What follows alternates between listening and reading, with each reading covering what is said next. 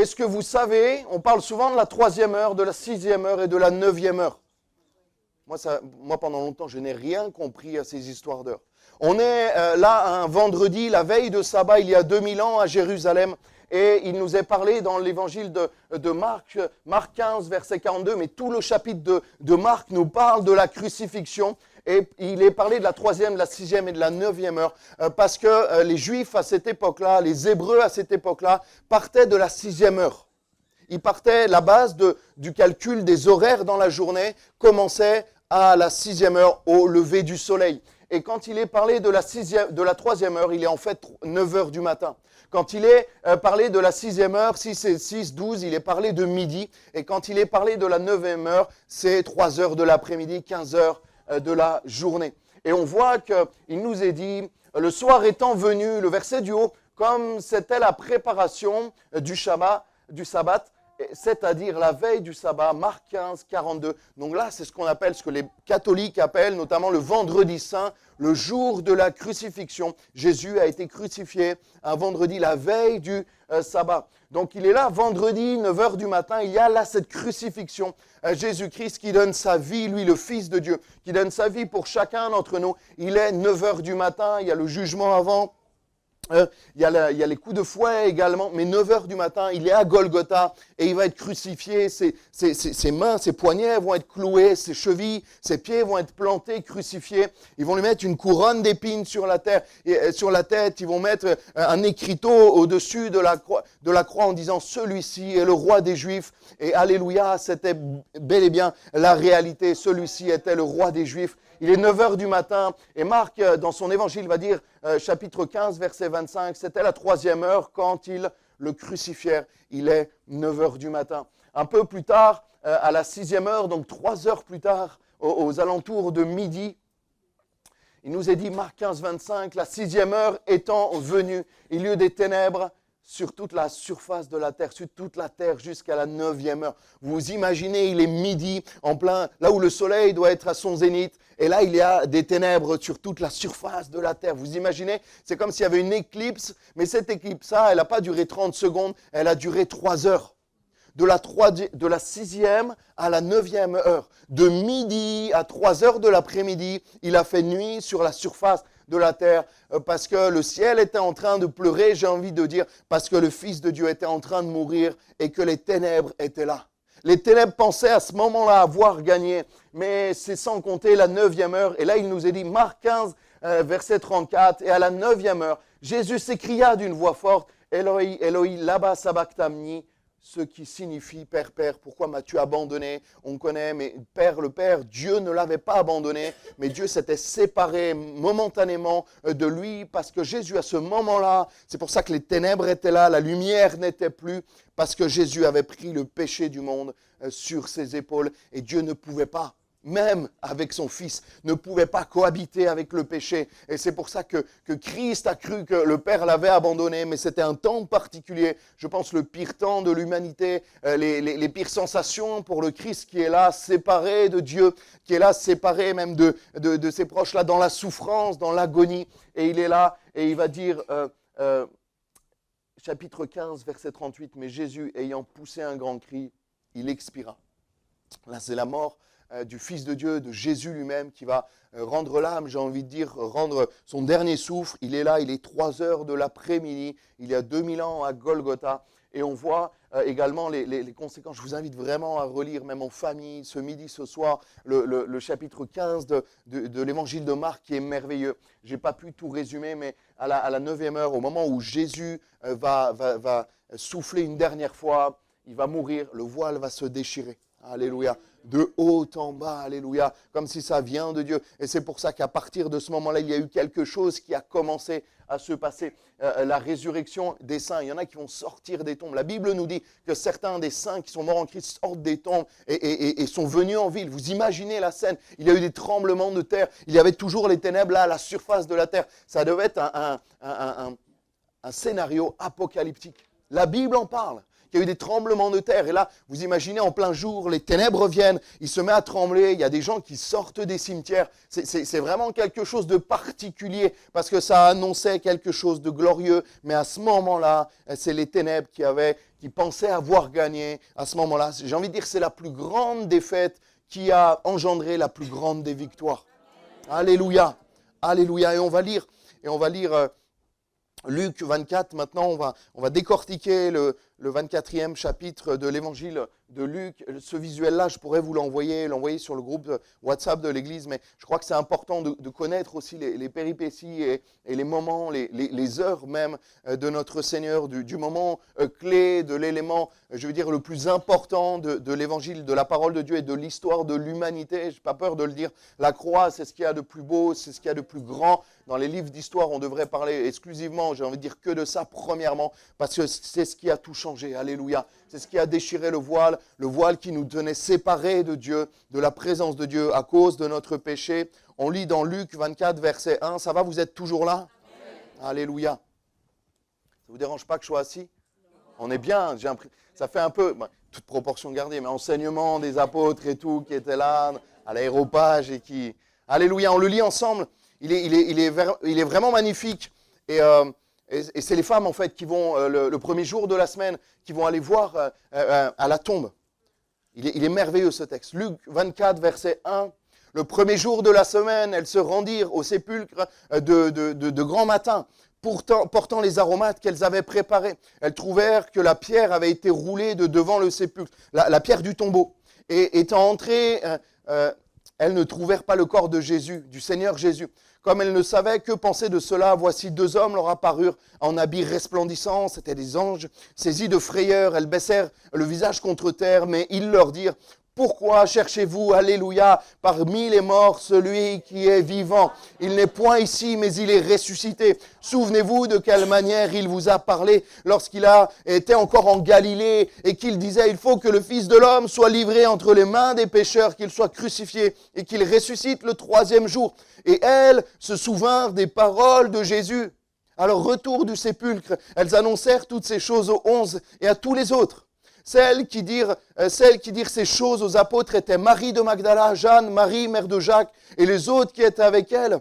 Ils tinrent ces discours pour des rêveries, des choses folles, des choses fausses, et ils ne crurent pas à ces femmes. Mais Pierre se leva et courut au sépulcre. S'étant baissé, il ne vit que les linges qui étaient là, à terre, alléluia. Puis il s'en alla chez lui dans l'étonnement de ce qui était arrivé, alléluia. On parle du 3e jour. On parle du 3e jour. Jésus n'est pas resté 3 jours complets dans la tombe, mais on parle du 3e jour, parce que comme on l'a dit, les femmes arrivaient au tombeau le dimanche matin, premier jour de la semaine pour les Juifs. Ça me fait bizarre, j'habitais quelque temps en face d'une école juive et je voyais les enfants à l'école le dimanche matin. Je me disais, mais qu'est-ce qu'ils font à l'école le dimanche matin? C'est parce que c'est des Juifs. Et en fait, le premier jour de la semaine, pour eux, c'est le dimanche. Comme nous, c'est le dimanche, c'est le dernier jour de la semaine, eux, c'est le Shabbat, le samedi, et ils commencent leur semaine le dimanche. Et c'est exactement pour ça qu'elles sont venues, parce que vendredi soir, quand il a été mis au tombeau, le Shabbat commençait à la nuit tombée. Elles n'auraient pas pu venir embaumer le corps le vendredi soir, parce qu'à partir du soleil couché, le sabbat commençait, elles ne pouvaient pas embaumer le corps. Elles ne sont pas venues non plus le samedi soir, parce que travailler de nuit, parce que la fin du sabbat était également quand le soleil se couchait. Donc elles ne pouvaient pas. Mais je pense que pendant ces 2 jours et demi, elles étaient comme impatientes d'aller voir le corps de leur Seigneur, impatientes d'aller honorer Dieu à leur manière en embaumant, en parfumant le corps de Jésus. Et elles vont le faire le plus tôt possible le dimanche matin. Quand elles ont été, j'ai envie de dire, libérées de cette charge du sabbat, elles vont venir le plus tôt possible, au lever du soleil, et elles vont voir leur Seigneur. La pierre a été roulée de devant le sépulcre. Et moi je me dis, mais Seigneur, à quel moment tu as besoin de rouler la pierre pour sortir du tombeau? Jésus est tout puissant. Alléluia. Il va téléporter. Philippe ou Pierre? J'ai un... Pierre, non, Philippe, pardon. C'est Philippe qui va être téléporté dans les actes des apôtres. Il y a un moment donné où Dieu va téléporter Philippe, vous imaginez? Alors moi je me dis, Jésus, il aurait pu se téléporter de dedans du tombeau à l'extérieur. Amen. Mais pourquoi il a roulé la pierre? Parce qu'il voulait que ça se voie, il voulait que ça se sache. Fini le temps à chaque fois où il guérissait les malades, où il guérissait les lépreux, il pardonnait les péchés, il disait mais attends un peu, parce que tout n'est pas encore accompli. La grâce n'était pas encore parfaitement accomplie, la nouvelle alliance n'était pas encore parfaitement établie. Il disait attendez un peu, n'allez pas trop le dire ce qui se passe. Mais là, il a roulé la pierre, parce qu'il voulait que ça se sache. Il voulait que ça se sache qu'il n'était plus dedans, alléluia. Parce que s'il était sorti sans rouler la pierre, les Romains, les Juifs, les pharisiens, les Sadducéens auraient dit, mais il est encore dedans. Votre Dieu, il est mort. Et maintenant, c'est plus un corps, c'est un squelette parce qu'il est mort. Mais la pierre a été roulée et le corps n'y était plus, alléluia. Le Seigneur n'avait pas besoin de rouler la pierre pour sortir, mais il voulait que ça se sache, alléluia. Pourquoi il voulait que ça se sache? Parce qu'à ce moment-là, tout était accompli. Dis-le à ton voisin, tout est accompli. Pour toi, tout est accompli. Mais vis-le vraiment, tout est vraiment accompli.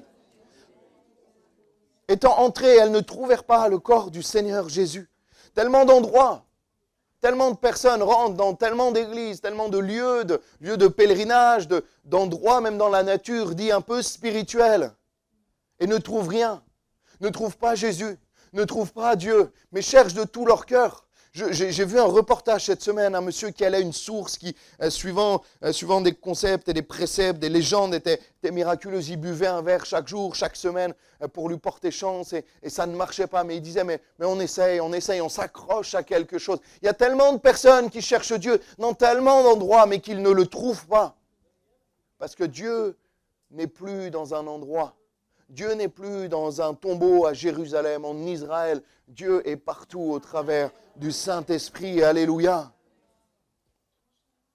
Des fois, ils cherchent de tout leur cœur et ils trouvent le froid, le vide, le néant, comme ce tombeau-là vide qui devait être peut-être rempli d'humidité, qui avait rien du tout, qui était peut-être un peu sombre même. Même des fois des églises, des lieux de pèlerinage où Jésus n'est plus là-bas, où Jésus n'est pas là-bas. Et c'est tellement triste parce qu'il y a des gens sincères qui cherchent Dieu de tout leur cœur.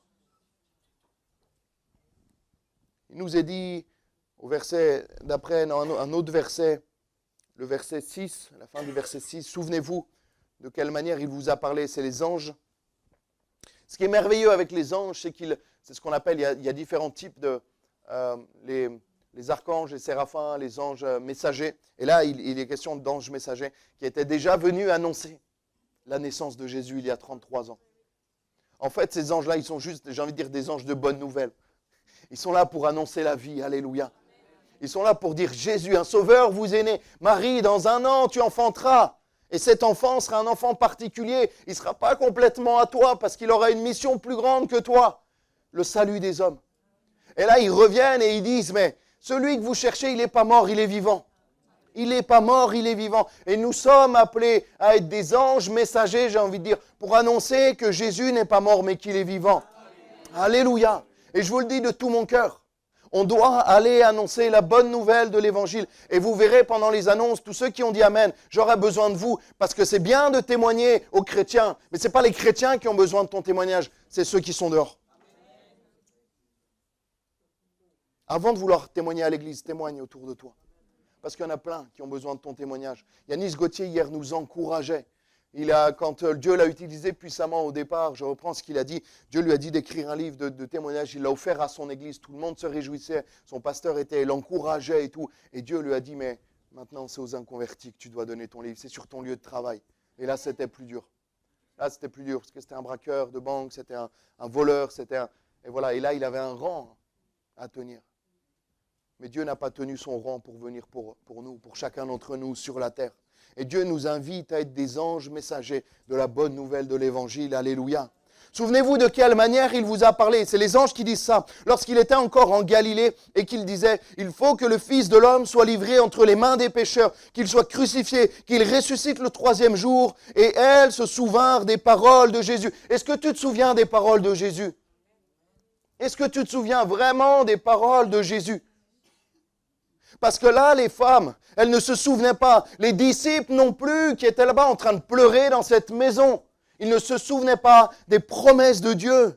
Le Seigneur leur a dit, le Seigneur leur a annoncé. Des fois, il parle avec clarté. La Bible parle très clairement. La Bible parle très clairement. Et nous, on s'inquiète de choses qui sont marquées dans la parole de Dieu. Et là, il leur avait été dit, je dois mourir, mais 3 jours après, je reviendrai à la vie. Il leur a dit clairement comme ça. Il se passe ça, et ils sont dans le découragement, ils pleurent dans une chambre, et ils ne savent plus ce qui va se passer. C'est terrible quand même. Je trouve ça vraiment terrible. Mais on est pareil. Des fois, on oublie les promesses de Dieu. Des fois, on ne se rappelle pas de ce que Dieu nous a dit. Parce qu'il y a un problème. En France, aujourd'hui, au niveau des chrétiens, on ne lit plus la parole de Dieu. Le feuillet que tu lis, que tu déchires de ton frigo ou dans tes WC, ce n'est pas ta lecture quotidienne. Est-ce que je peux avoir un amen? Le verset que tu reçois sur ton téléphone, ce n'est pas la lecture de la parole de Dieu. C'est en plus. C'est en plus. Et on voit des chrétiens, il y a des stats, je vais prêcher, je pense, là-dessus. Il y a des stats qui sortent en quelques années, la lecture de la parole a divisé par 2. Non pas, je ne parle même pas des catholiques, je parle des protestants. Je parle des protestants et de nous en même temps. Les chrétiens ne lisent plus la parole de Dieu. Les chrétiens ne lisent plus la parole de Dieu. Et ça fait des chrétiens fragiles. Et ça fait des chrétiens vulnérables. Ça fait des chrétiens sans fondement, sans racines. Ils se sont dit, on vient à un culte de Pâques, ça va être sympa, il y aura des petits chocolats. Et ils prennent des coups de bambou. Non, mais c'est important. On a besoin. Si tu veux être un chrétien solide, enracine-toi dans la parole de Dieu. Je le dis, je le répète, on a vu moi je suis passé j'étais à un changement d'église à ce moment-là pendant le Covid et on voyait, il n'y avait plus d'église, mais on voyait des fois les jeunes, les jeunes convertis, mais maintenant les jeunes convertis, des fois ça va jusqu'à 50 ans, et ils étaient comme déboussolés. Et quand je dis les vieux, c'est vraiment avec un grand respect. Et je dis, on voyait les vieux dans la foi qui avaient 50 ans et qui lisaient la Bible, ça ne changeait pas grand-chose, ils étaient attristés de ne pas aller à l'église, mais eux ils tenaient bon. Lis la parole de Dieu. Enracine-toi dans la parole de Dieu. Vraiment, vraiment, prends un temps chaque jour. Prends un temps, bloque un temps le matin. Lève-toi un peu plus tôt. Bloque un temps, tu dis à ta femme, tu dis à tes enfants, je suis avec Dieu, ne me dérange pas, mets un post-it sur la porte. Débrouille-toi, mais prends un temps avec le Seigneur. Prends un temps avec la parole de Dieu, sinon tu vas être fragile. Tu vas être fragile. Et quand tu lis la parole de Dieu, elle nourrit ton âme. J'ai envie de dire, elle te muscle. Moi, je fais de la rééducation tous les matins, 2 heures tous les matins, avec mon kiné. Là, il me fait faire des électrodes, la pressothérapie. Je monte des marches et je descends des marches pendant 3 heures. Non, pas 3 heures. Mais si vous me verrez, vous rigoliez. Je suis avec des petites mamies qui ont des prothèses de hanches, des prothèses de genoux. Et on se connaît, on parle maintenant, on est copains avec les petites mamies. Mais je muscle mon genou pour qu'il puisse reprendre des forces. Toi, si tu veux muscler ta foi, lis la parole de Dieu. Lis la parole de Dieu, elle est une puissance. Et on s'étonne, je le dis avec beaucoup d'amour, frères et sœurs, que vous êtes et que certains sont de plus en plus fragiles parce qu'il n'y a pas la base, il n'y a pas la solidité de la parole de Dieu. Et ces femmes-là et les disciples qui étaient en train de pleurer dans cette chambre, ils avaient déjà oublié la parole de Dieu. Je dois mourir, mais je vais ressusciter 3 jours plus tard. Ne vous inquiétez pas, tout va bien se passer. J'ai tout prévu. Et il y a des chrétiens qui s'inquiètent parce qu'ils ne lisent pas assez la parole de Dieu. Le Seigneur leur a dit, leur a annoncé ce qui allait se passer, même avec précision plusieurs fois. Elles sont quand même étonnées, surpris et même incrédules. Pour ne plus être surpris, pour ne plus être complètement paniqués, lis la parole de Dieu. On voit que ces femmes, elles vont être saisies de frayeur et baisser le visage contre terre. Et si tu n'es pas un chrétien basé sur la parole de Dieu, si tu ne fais pas tienne les promesses de Dieu, tu vas être un chrétien qui va être rempli de frayeur et tu vas baisser les yeux et le visage contre terre parce que tu n'auras pas l'assurance de la parole de Dieu. Tu n'auras pas les racines que Dieu veut te donner. Et tu seras rempli, saisi de frayeur. Et tu baisseras le visage contre terre. Je suis surpris de frères, de sœurs qui marchent avec le Seigneur depuis des années et qui ont peur de la mort. Je le dis vraiment, avec beaucoup d'amour. Mais c'est que Dieu doit encore faire un travail dans ton cœur. Parce que Christ est ma vie, la mort m'est un gain. Alléluia. Oui, on n'est pas des mystiques, on n'est pas des farfelus. Mais si Dieu me reprend, vous trouvez un autre pasteur, il n'y a pas de souci. Mais ne pleurez pas. Je serai dans la gloire de Dieu. Pleurez sur vous et sur ceux qui restent. Mais moi, célébrez, louez le Seigneur parce que moi, je serai bien.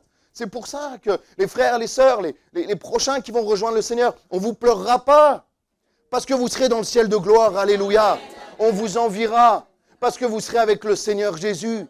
les anciens. Mais attendez ça, je me souviens d'une mamie, purée, mamie, je me souviens de cette mamie, j'étais sur ses genoux tous les dimanches matins. Elle a marqué ma vie spirituelle. J'avais 7-8 ans et je ne comprenais pas quand elle me disait « J'ai hâte de rejoindre mon Seigneur, j'ai hâte de rejoindre mon Seigneur ». C'était de plus en plus dur pour elle de venir à l'église. Elle avait mal de partout, on l'appelait Mamie Minou. Je me souviens de cette femme, incroyable. J'étais sur ses genoux et je ne comprenais pas. Maintenant, je comprends. C'était une femme de foi. Elle disait, j'ai envie de rejoindre le Seigneur. Alléluia. Et quand elle a rejoint le Seigneur, on s'est réjouis.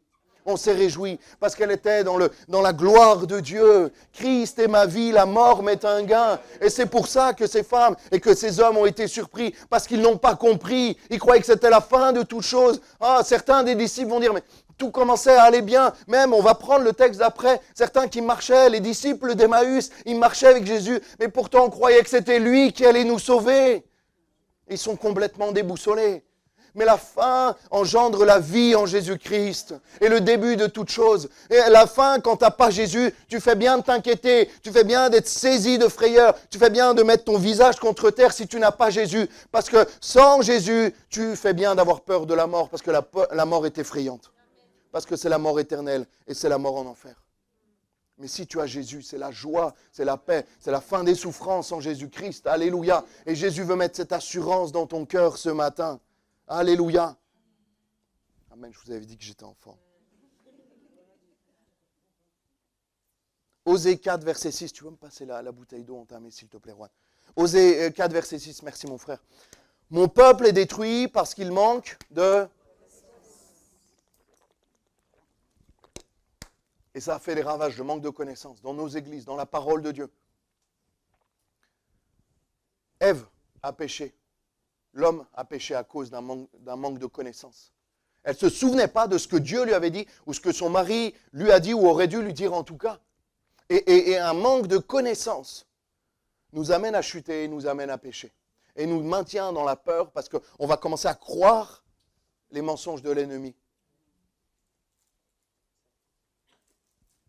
Mais moi, quand je lis la parole de Dieu, quand j'apprends les versets, et quand je les répète à mon âme et que je dis, si je suis en Christ, je ne crains aucun mal, parce que ma vie est cachée dans sa main. L'ennemi peut me dire le contraire, moi je sais ce qui est écrit. Et s'il me le redit, je le relis, et je lui dis, non, c'est faux, la parole de Dieu est la vérité. Mais il va essayer de te mentir, et c'est pour ça que tu dois être structuré, et tu dois muscler, comme disait Aimé Jacquet à Robert Pires avant le Mondial 98, muscle ton jeu. Qui a la référence? Ah purée, merci, il n'y en a qu'une qui a la référence. Vous n'êtes pas footballistique, c'est pas grave.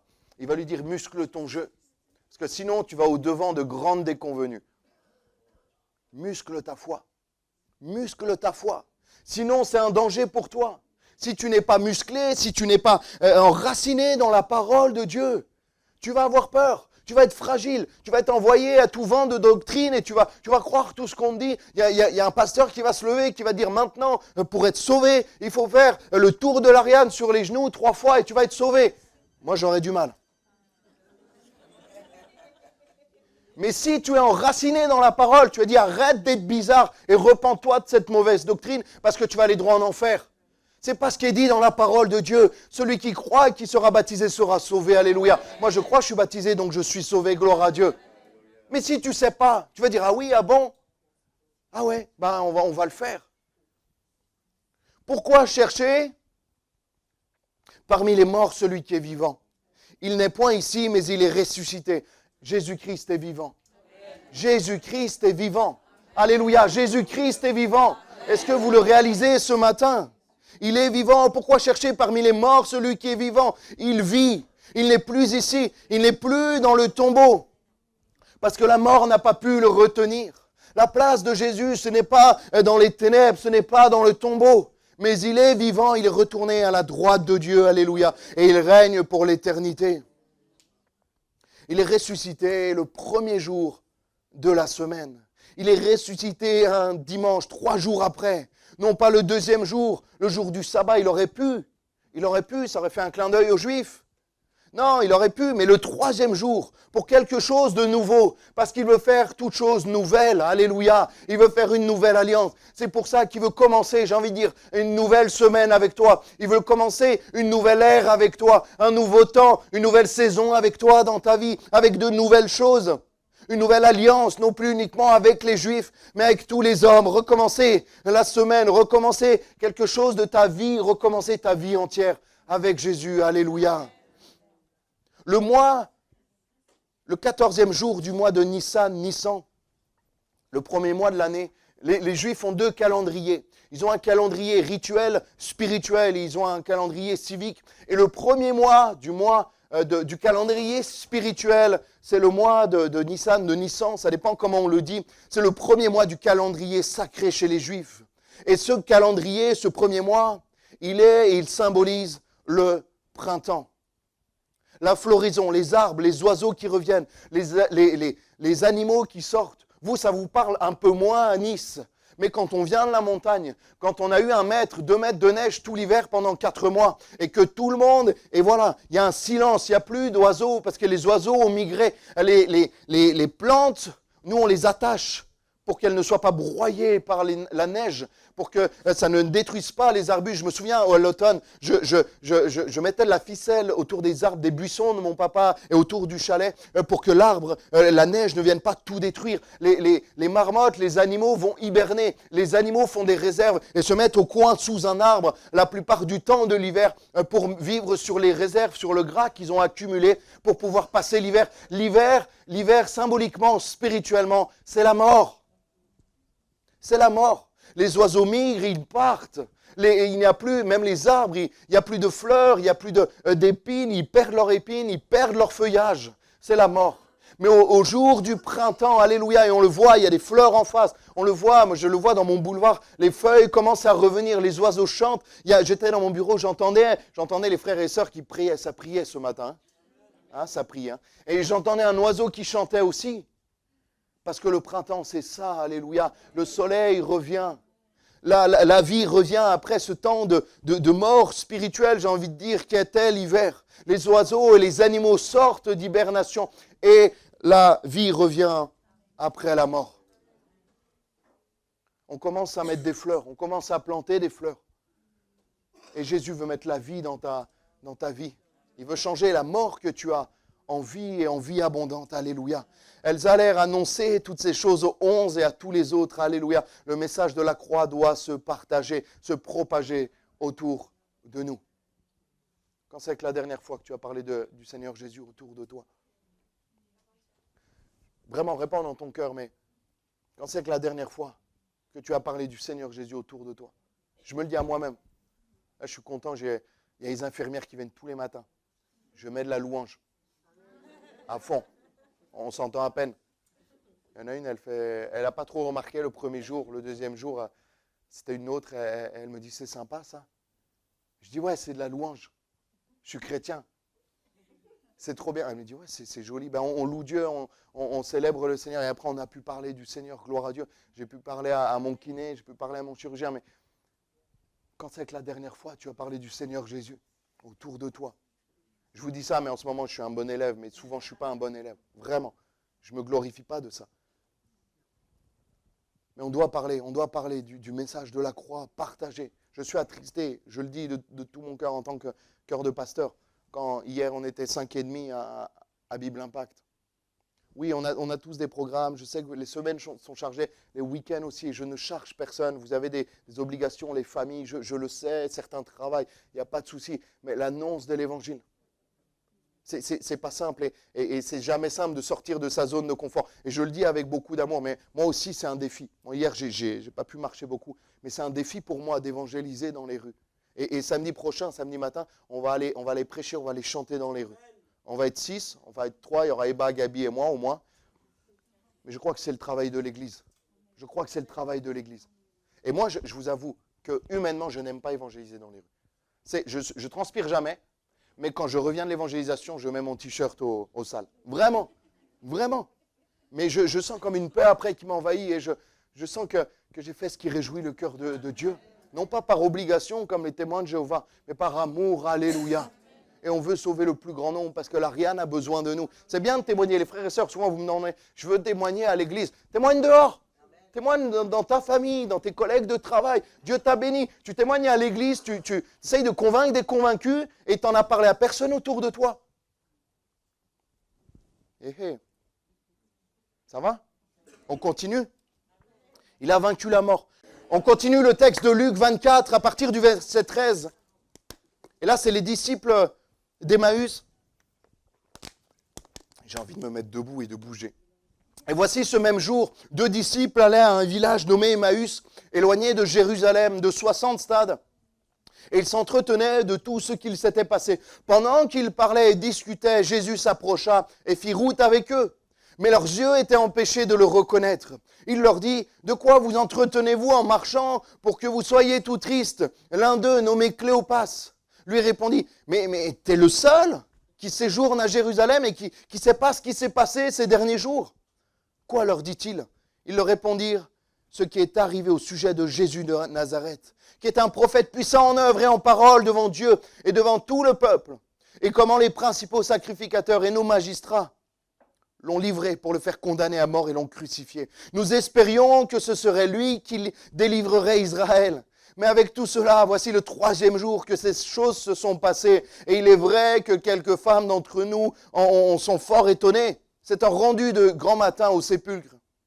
Et n'ayant pas trouvé son corps, elles sont venues dire que les anges leur sont apparus et ont annoncé qu'il est vivant. Quelques-uns de ceux qui étaient avec nous sont allés au sépulcre et ils ont trouvé les choses comme les femmes l'avaient dit, mais ils ne l'ont point vu. Alors Jésus leur dit, « Ô hommes sans intelligence, et dont le cœur est lent à croire tout ce qu'ont dit les prophètes, ne fallait-il pas que le Christ souffrit ces choses et qu'il entrât dans sa gloire ?» Et commençant par Moïse et par tous les prophètes, il leur expliqua que toutes les Écritures, ce qu'il les concernait. Amen.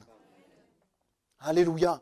Verset 34, et 10 ans, et après ils vont dire, le Seigneur est réellement ressuscité, et il est apparu à Simon, parce qu'entre-temps, ils vont prendre la Sainte Seine. Entre-temps, ils vont prendre la Sainte Seine avec le Christ, ils vont le dire, ils vont le presser, je résume, mais si on peut afficher au fur et à mesure, comme ça je paraphrase, mais ils vont dire à Jésus, mais ils vont le presser de venir manger avec lui, ils vont partager le pain, le vin, et là ils vont juste avoir la révélation de la croix. Tu peux lire la Bible, tu peux apprendre la croix, même au catéchisme, depuis que tu es enfant, mais la croix ça se vit au travers du sacrifice de Jésus. La croix c'est une révélation, la croix c'est une puissance pour quiconque croit, alléluia. La Bible nous dit que je n'ai point honte de l'évangile. Pourquoi? Parce que c'est une puissance de Dieu. Pour le salut de quiconque croit, alléluia, juifs, premièrement, grecs et tous les autres après, alléluia. Pendant qu'ils parlaient, discutaient, Jésus s'approcha et fit route avec eux. Le Seigneur veut te rencontrer et avancer avec toi. Il va discuter avec eux. Qui a envie de discuter avec le Seigneur? Eh bien, rentre dans ta chambre et prie. Et écoute le Seigneur. Fais des temps de silence. Prends des temps de silence. Des fois, on prie et on n'écoute pas ce que le Seigneur veut nous dire. Prends un temps dans ta chambre, chaque matin, chaque soir, peu importe, la nuit, comme tu veux. Mais tu prends un temps avec le Seigneur. Prie, lis ta parole, commence par un chant, comme tu veux, tu sur mesure. Moi, des fois, je commence par la louange, je mets des chants, je loue le Seigneur, ça prépare mon cœur, ça envie de dire, ça incline mon esprit devant le Seigneur. Après, je lis la parole, je finis par un temps de prière. Ça fait du bien, ça nourrit notre âme, alléluia. Pendant qu'ils discutaient, qu'ils parlaient et discutaient, Jésus s'approcha et fit route avec eux. Jésus veut marcher avec toi. Mais toi, est-ce que tu veux marcher avec lui? Est-ce que tu veux marcher avec lui? Verset 16, mais souvent, les yeux des 2 disciples d'Emmaüs vont être empêchés de voir Jésus. Vous imaginez? Ils l'ont déjà vu. Alors, est-ce qu'il avait vraiment une apparence différente? Peut-être, mais il n'était pas glorifié. Sinon, ils auraient été, s'il était apparu d'une manière très spirituelle, ils auraient été affolés. Alors que là, ils voient quelqu'un, un homme normal. Donc, je pense qu'il avait quand même l'apparence qu'il avait avant. Il l'avait déjà vu, cet homme, parce qu'il le connaissait. Mais leurs yeux vont être empêchés de reconnaître Jésus. Combien d'entre nous, combien de personnes ne voient pas Jésus agir dans leur vie? Ne reconnaissent pas même que Jésus a été là depuis le début dans leur vie. Même quand toi, tu reniais Dieu. Même quand toi, peut-être, tu blasphémais Dieu. Tu disais qu'il n'existait pas et que Dieu n'était pas bon. Il était là et il veillait sur toi déjà. Mais tes yeux étaient aveuglés et empêchés de le voir. Tu ne vois pas que Jésus est là et qu'il est là même depuis très longtemps dans ta vie et qu'il veut avancer avec toi. Et ils vont leur dire, mais es-tu le seul qui est à Jérusalem et qui ne sait pas ce qui se passe en fait? Combien de fois nous avons dit à Dieu, tu ne comprends pas ce que je passe, par quoi je passe? Qui a déjà dit? Seigneur, tu as oublié, tu ne vois pas ma souffrance. Ok, on est 3-4 honnêtes dans l'église. Moi, je lève ma main. Seigneur, pourquoi tu permets la souffrance? Seigneur, tu ne comprends pas, tu ne sais pas ce qui se passe. Combien de fois on a pensé, peut-être qu'on ne l'a pas dit, mais de toute façon, toi, Dieu, t'es Dieu, tu n'as pas des problèmes. Tu n'as pas des problèmes, tu as des problèmes de Dieu, ce n'est pas des vrais problèmes. Mais moi, j'ai des problèmes et je galère ici. Combien de fois on a pensé ça? En disant, mais Jésus, tu n'es pas au courant de ce que je vis. De là, la date, l'échéance que j'ai là, dans quelques jours, et tu n'agis pas. Combien de fois on a dit à Dieu, mais tu ne te rends pas compte par quoi je passe? Seigneur a vécu ta souffrance. Seigneur te comprend mieux que personne. Seigneur a vécu la souffrance que tu es en train de vivre, mais fois 10, fois 100, fois 1000 à la croix. Il comprend chacune des souffrances. Il comprend la perte d'un ami quand il a perdu Lazare. Il comprend la souffrance physique qu'il a vécue. Il comprend l'angoisse. Le Seigneur Jésus a été angoissé bien plus que toi dans tes pires angoisses. Lui, il y avait des grumeaux de sang qui sortaient. Donc quand tu as des grumeaux de sang, tu prends une photo et tu reviens me voir. Parce que le Seigneur était plus angoissé que toi. C'est pour ça qu'il te comprend parfaitement. Et c'est pour ça que je me repens quand je disais à Dieu, Seigneur, tu ne comprends pas ce par quoi je passe. Parce que le Seigneur comprend parfaitement ce par quoi tu passes. Le Seigneur comprend et sait toutes choses. Et eux, ils vont leur dire, mais tu ne sais pas, Jésus, monsieur, parce qu'ils ne l'ont même pas reconnu, mais tu ne sais pas ce qui s'est passé, mais tu es un peu déconnecté. Jésus n'est pas déconnecté de ta situation. Jésus n'était pas déconnecté de cette situation. Il la vivait pleinement. C'était lui, ça le concernait pleinement. Et ta situation, ça le concerne pleinement. Ta situation, tes souffrances, tes angoisses, tes peurs, tes inquiétudes le concernent personnellement. Alléluia. Nous espérions que ce serait lui qui délivrerait Israël. Ils espéraient un chef de guerre pour les libérer de l'emprise des Romains. Mais Jésus est venu pour une guerre non pas physique, non pas sanglante, mais une guerre spirituelle. Le sang a déjà coulé, il n'a plus besoin de couler. C'est une guerre spirituelle que le Seigneur veut mener. Alléluia. Et combien de fois aussi, tu as dit à Dieu, tu as agi, mais je voulais que tu agisses différemment. Ou combien de fois tu as dit à Dieu, je veux que tu agisses de telle ou telle manière. Seigneur, fais ça dans ma vie. Tu ne l'as même pas remis la situation entre ses mains. Tu as dit, Seigneur, fais ça. Moi, j'ai déjà dit à Dieu, si j'étais toi, je ferais ça. Et plus je disais ça, plus le Seigneur se taisait et me disait rien. Et il disait, Samuel, quand tu auras compris, quand tu arrêteras d'être bête, j'agirai dans ta vie. Et après, la situation empirait. C'est vrai, il y en a 2-3 qui se reconnaissent. Quand la situation s'empirait, Seigneur, j'ai dit, bon, peu importe la manière, Seigneur, je te remets la situation, fais quelque chose. Et là, bizarrement, c'est là où ça rentrait dans l'ordre. C'est là où ça rentrait dans l'ordre. Restons à notre place. Nous sommes rien. La Bible nous dit, l'Ecclésiaste dit, nous sommes poussière. Tirez la poussière et qu'on retournera à la poussière. On est de simples créatures. Hier, j'ai bien aimé, Yanis disait, on est complètement paramétré. Dieu nous a limités. Dieu n'est pas limité, il est illimité. Mais il nous a paramétré, il nous a mis des limites de puissance, de déplacement, même physique, de fatigue, de tout. On a besoin de manger, on a besoin de dormir. Lui, il a besoin de rien. Il est tout puissant tout le temps. Mais il nous a paramétré. Mais lui, n'a pas de limite. Alléluia. Lui n'a vraiment pas de limite. Gloire à Dieu. Il est 10h55. C'est dangereux pour vous parce que j'ai l'impression que j'ai vraiment le temps. J'ai l'impression que j'ai vraiment le temps. Alléluia.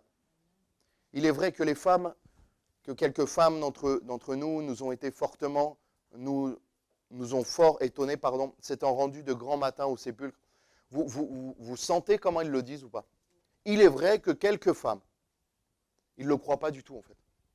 Ils ne croient pas du tout que ces femmes ont vécu la résurrection du Christ. Il est vrai que quelques femmes d'entre nous, moi les phrases quand je les commence comme ça, c'est pour contredire la personne qui est en face. Il est vrai que, mais quand même, es-tu vraiment sûr que Jésus est vivant? Waouh, c'est violent. Es-tu vraiment sûr que Jésus est vivant?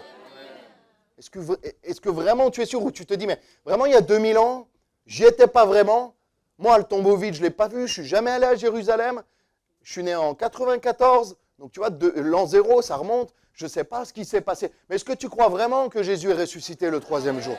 Parce que c'est ça ce qui va changer dans ta vie. Ce qui va changer entre un disciple qui vit vraiment la résurrection de Christ et 2 disciples d'Emmaüs qui commencent déjà à quitter Jérusalem et qui sont tout tristes parce qu'ils ne le croient pas. Parce qu'ils ne le croient pas. Ils ne se sont pas saisis de la victoire et de la vie de Jésus-Christ. Alléluia.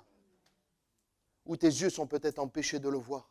De voir qui est vraiment, véritablement Jésus. Verset 25, on avance. Alors Jésus leur dit, ô hommes sans intelligence et dont le cœur est lent à croire tout ce qu'ont dit les prophètes. Je ne vais pas dire que certains sont sans intelligence, mais je vais prendre mon exemple personnel. Je ne vais pas dire que certains sont lents à croire. Mais il y en a qui doivent se positionner et on doit tous se positionner pour le Seigneur Jésus. Reconnaître qu'il est le Fils de Dieu, qu'il a donné sa vie pour toi et moi. Plusieurs fois, je pense que le Seigneur a dit de moi que j'étais sans intelligence et lent à croire. Vraiment, vraiment. Je pense qu'il s'est dit, mais Samuel est lent à croire et sans intelligence. Il l'a dit gentiment, mais il l'a dit. Vraiment. Quand je commençais à douter, quand je commençais à ne plus me rappeler de ce que Dieu avait fait dans ma vie. Et je disais, mais Dieu, mais pourquoi tu fais rien? Pourquoi tu n'agis pas? Et Dieu devait se dire, mais pourquoi il doute de moi? Il ne se souvient pas de tout ce que j'ai fait déjà pour lui. Il ne se rappelle pas de tout ce que j'ai fait pour lui. Je vous invite ce matin à avoir une intelligence spirituelle, une sagesse, une foi et un cœur rapide à croire. Alléluia. Ferme, une ferme assurance. Alléluia. Le Seigneur, verset 34. Et on va mettre les versets, je crois que tu les as passés, les versets entre le 25 et le 34. Le Seigneur est réellement ressuscité et il est apparu à Simon. Ça, c'est les 2 disciples incrédules qui vont dire ça. Les 2 sans intelligence et lents à croire. Pourquoi? Parce qu'il y a 2 choses. Il est dit que, à la fin du verset 25-26, je n'ai pas marqué la référence, que Jésus leur expliqua toutes les Écritures et ce qui les concernait. C'est le verset 27, voilà. Il leur expliqua dans toutes les Écritures ce qui le concernait. Pour être enraciné en Jésus-Christ, pour avancer, tu as besoin d'être enseigné. Tu as besoin de la parole de Dieu. C'est pour ça que tu as besoin de la vie d'église. Tu as besoin d'un enseignement de la parole de Dieu. Tu as besoin de la communion fraternelle. Tu as besoin de la présence de Dieu. Tu as besoin aussi du partage du pain et du vin. Ce n'est pas juste un symbole, c'est plus qu'un symbole, c'est une puissance, alléluia. Parce qu'entre les 2, je vous invite, on n'a pas le temps ce matin, mais tu peux le mettre vite fait, je ne les ai pas notés, mais entre le 25 et le 34, ils vont inviter Jésus à rentrer, désolé, je te prends de court, vers le 30-31, ils vont inviter Jésus, mais ils pressèrent et disaient, reste avec nous, le verset 29, car le soir approche, le jour est sur son déclin, et il entra pour rester avec eux. Pendant qu'il était à table avec eux, il prit le pain et après avoir rendu grâce, il rompit et le leur donna. Alors les yeux s'ouvrirent et ils reconnurent, mais ils disparurent de devant d'eux. Alléluia. Leurs yeux s'ouvrirent par la révélation de la croix, du corps de Christ qui est donné et qui est rompu. Alléluia. Et ce matin, on va le rompre encore symboliquement pour réaliser que Jésus a donné sa vie pour nous. Alléluia. J'ai encore un enseignement court sur la Sainte Seine. Peut-être qu'on le prendra après. On va prendre un temps de louange. Je vais inviter les musiciens. Je vais rester par là. Et on va prendre un temps de louange, d'adoration. Et on va célébrer notre Seigneur. Et on finira par un temps de Sainte Seine. On finira par un temps où on prendra le pain, le vin. Et il y aura un enseignement court aussi sur le pain, le vin. Comme ça, je peux reposer ma jambe 2 minutes. Et après, Alléluia. On va se préparer pour prendre la Sainte Seine. Mais juste avant, je voulais vous partager quelque chose sur le pain, le vin, justement. J'ai invité les 2 frères qui ont été désignés. Vous pouvez commencer à rompre le pain. Voilà, sur l'estrade, comme ça. J'ai envie de dire symboliquement, l'église le voit. À l'ancienne, on faisait ça. Vous avez connu ça dans les églises? J'aimais bien. Alléluia. Eh oui. Le pain, le vin. Le pain, depuis la nuit des temps, le pain est l'élément le plus important, le plus répandu, l'aliment de base de tellement de peuples, surtout à l'époque de Jésus. Il était du temps de Jésus l'aliment le plus essentiel. Il symbolise la simplicité, mais aussi ce qui est nécessaire à la vie, comme la manne dans le désert appelée le pain qui vient du ciel, qui chaque jour leur était donné, avec une double dose la veille du sabbat. Exode 16, verset 4 nous dit, l'Éternel dit à Moïse, voici, je ferai pleuvoir pour vous du pain. Du haut des cieux, le peuple sortira et en ramassera jour après jour la quantité nécessaire. Il nous est parlé de, j'ai envie de dire, Jéhovah, j'irai, Dieu qui pourvoit, Dieu qui nous donne tout ce dont nous avons besoin. Ce pain-là annonçait le véritable pain qui allait descendre sur la terre. Plus tard, à savoir Jésus-Christ, le pain de vie. Il nous est dit dans Jean 6, verset 32, Jésus leur dit, en vérité, je vous le dis, Moïse ne vous a pas donné le pain du ciel, mais mon Père vous donne le vrai pain du ciel. Car le pain de Dieu, c'est celui qui descend du ciel et qui donne la vie au monde. Ils lui dirent, Seigneur, donne-nous toujours de ce pain. Seigneur, Jésus est né dans cette ville de Bethléem, qui signifie maison du pain.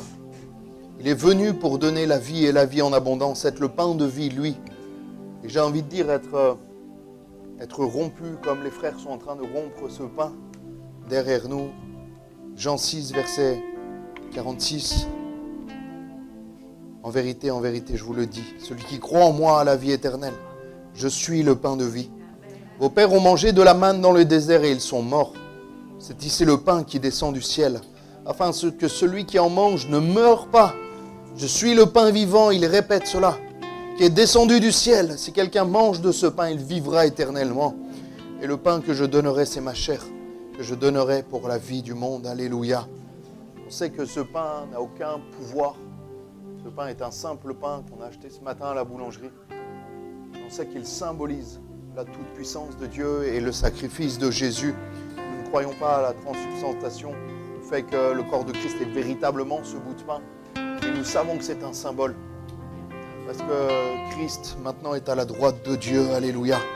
Et nous voulons prendre ce pain, ce vin, en se rappelant de ce qu'il a fait. Le pain, encore, aujourd'hui, nous montre la fidélité de Dieu, qui pourvoit nos besoins chaque jour. Comme le dit ce verset, j'étais jeune et j'ai vieilli, mais je n'ai pas vu le juste mendier son pain. Dieu pourvoit, Dieu donne. Si tu le mets en premier dans ta vie, Dieu, nous ne croyons pas à la prospérité, à une opulence illogique et un peu malsaine, mais nous croyons à Dieu qui donne ce dont nous avons besoin. Le pain, le vêtement, le logement, le travail. Je crois que Dieu nous donne toutes ces choses et la santé. Il est le pain de vie.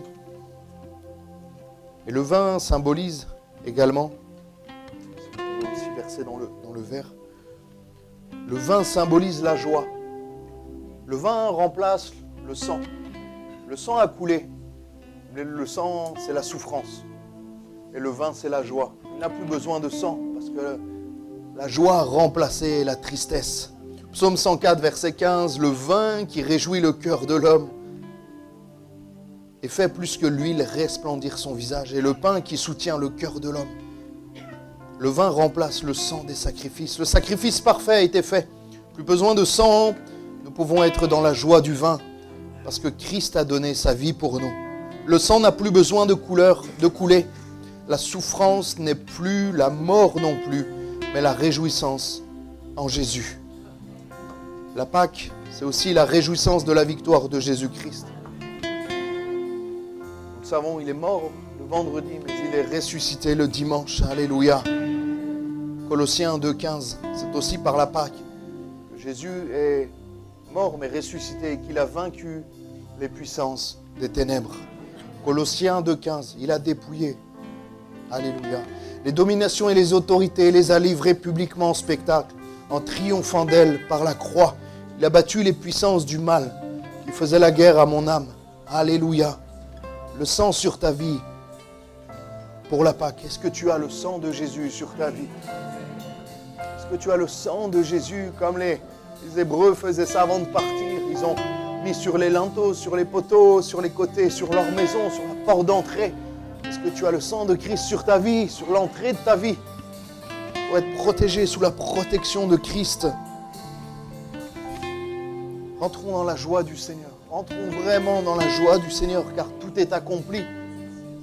C'est pour ça que nous pensons au pain. Nous commençons par le pain, le brisement de Christ, mais nous finissons par le vin, par le fruit de la vigne, pour la réjouissance. Alléluia. Nous voulons vraiment prier aussi dans ce sens-là. Et si quelques-uns sont frustrés ce matin de ne pas prendre le repas parce que pas passer par les eaux du baptême, venez me voir à l'issue du culte. On parlera, on échangera pour On va avoir des baptêmes normalement dans le prochain mois. Mais vous pourrez vous préparer, avoir un enseignement biblique pour faire partie des disciples de Jésus-Christ. Alléluia, pour vous engager à obéir au Seigneur Jésus. La Sainte Seine est une obéissance et le baptême l'est tout autant. Et nous voulons prier pour cela. Avant de prier, j'ai une parole sur mon cœur et le Seigneur, au travers de la Sainte Seine, nous guérit également. Et il y a quelqu'un qui a un problème au niveau du rein, je le crois de tout mon cœur. Je crois que c'est une insuffisance rénale. Et pendant qu'on va prendre la Sainte Seine, pendant que je veux prier, tu vas poser ta main sur ton rein et tu seras guéri dans le nom puissant de Jésus. C'est pas bizarre, c'est la puissance du Saint-Esprit. Pose ta main sur ton rein, toi qui as des problèmes au niveau des reins. Tu vas être guéri dans le nom puissant de Jésus si tu crois. Et j'ai envie de dire, pendant qu'on va prier, c'est peut-être un peu particulier, mais pose ta main là où tu as mal. Pose ta main où tu as mal. Je crois que le Seigneur va te guérir. Alléluia. On se lève pour ceux qui sont baptisés d'eau. Alléluia. Et après, les frères vont faire le service.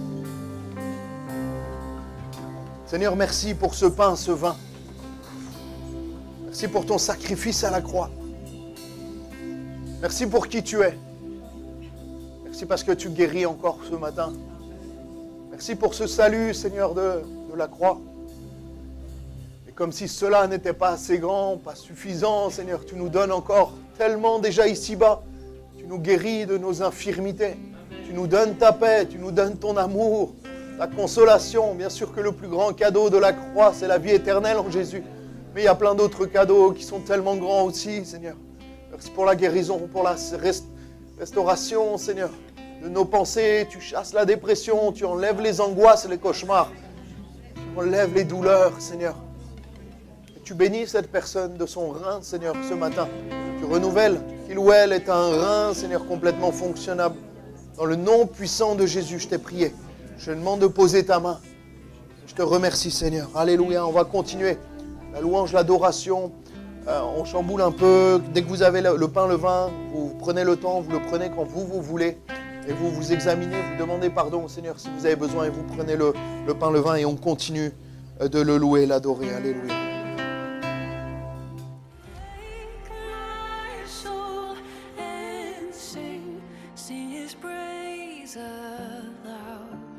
Sing his praise aloud.